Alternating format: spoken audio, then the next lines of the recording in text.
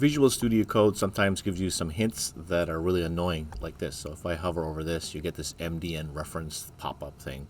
You get them all the time. So let's disable that so that they don't get in the way. So you're going to go to Code, Settings, Code Settings, like this.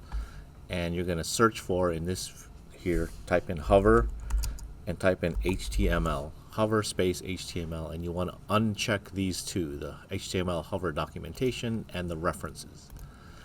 Now the next one you want to do is hover up here, hover CSS, and then uncheck these also.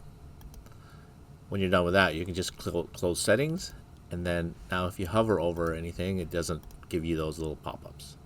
So the table of student names here, or fake names, or fake data, it'd be nice to also add a column here that gives you a little small picture of the person.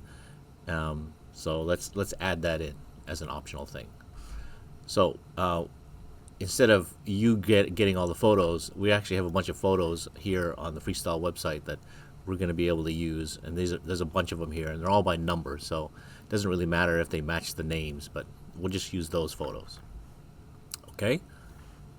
I am in Visual Studio Code. I'm going to go to this style and collapse it because I don't need to see all these styles. I'm going to click on this little arrow here and collapse it. And now we're into the table section. Oh, this filter buttons, we don't need to see those. Those are good to go. We can just collapse that. So here we are in the data table. All right. The T head is just the head, the names of the column. So we need to add one here. So we're going to copy this. So select it, Command C, click right in front of it, put your cursor there, hit return to get a blank line, go up to the blank line and paste, Command V. Now change the very first, instead of last name here, change this to photo.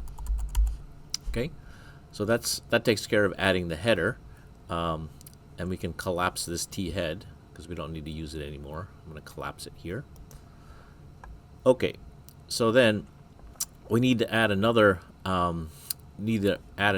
cell for each row. So this is the beginning of the row, here's the end of the row, and here's all the cells within that row. You have column 1, column 2, and so on and so on.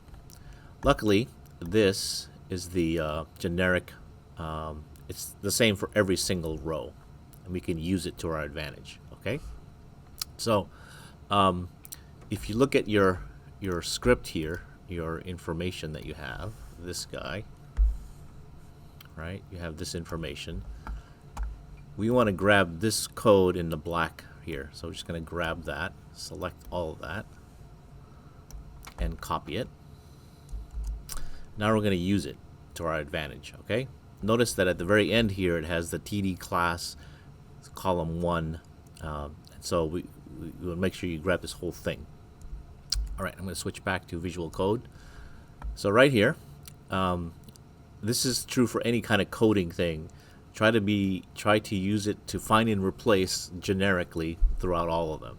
You can see here that we're here at the very first row, and there's many rows. And instead of you hard coding it in and typing in all the code for all these rows, let's have Visual Code do it for us. So you're going to select this tag right here, TD class column 1, including this thing, this caret in front of the word last name.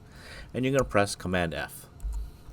You're going to see that you have this thing that says going to go find it, and we want to expand it here, and we want to replace it with the thing that we pasted or copied.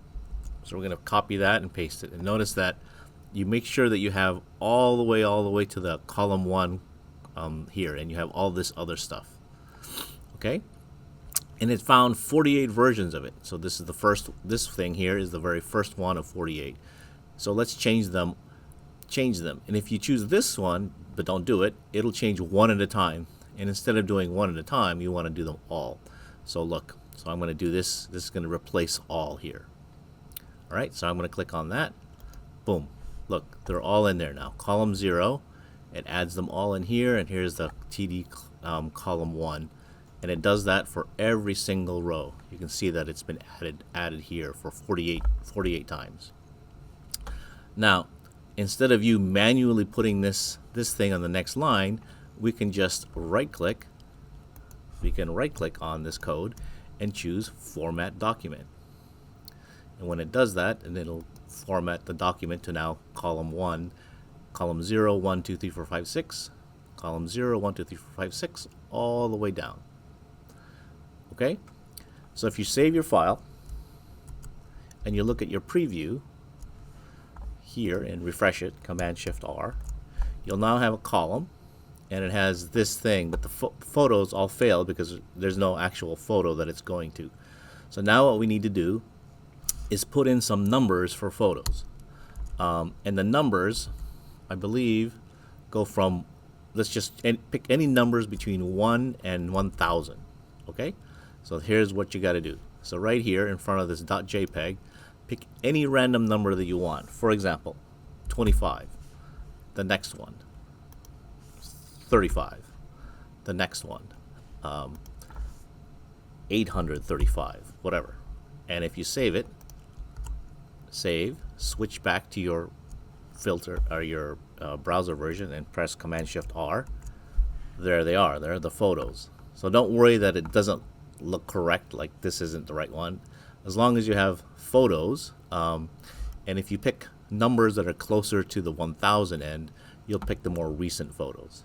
Okay, so what I want you to do is, for all the rows, and there's 48 of them, you need to go and put in some real numbers here between 0 and 1000. So go for it.